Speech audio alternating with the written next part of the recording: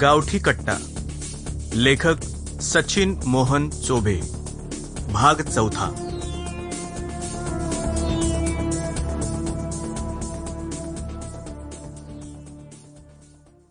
ए भाडव्या, नीट उभा राहा.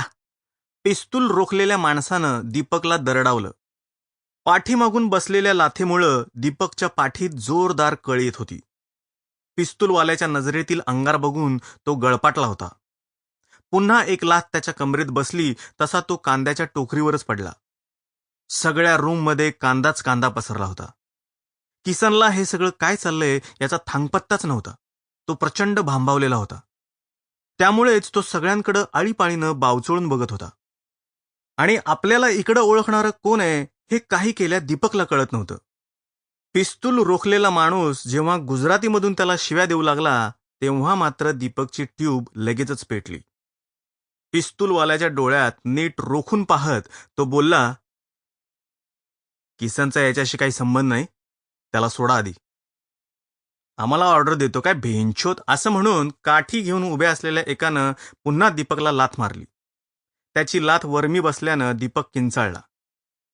दीपकनं इंगा दाखवायला सुरुवात करताच सगळेच पिसाळले. सगळ्यांनी काठ्या आणि लाथा बुक्क्यांचा मारा करत दीपकला चेचून काढलं.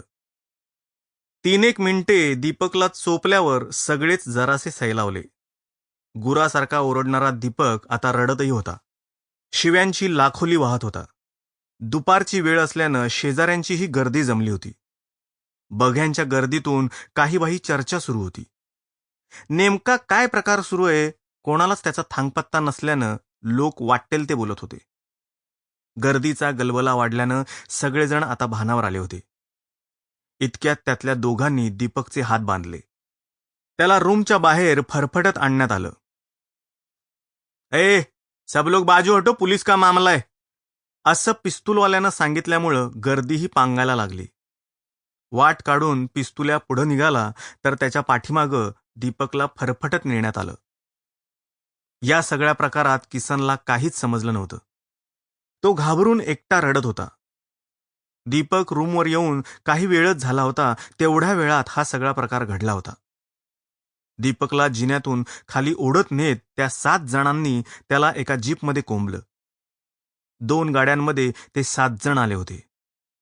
दोन्ही गाड्या शेजारीच मोकळ्या मैदानात उभ्या होत्या. दीपक असलेल्या गाडीत पिस्तुल्यासह आणि Sample complete. Ready to continue?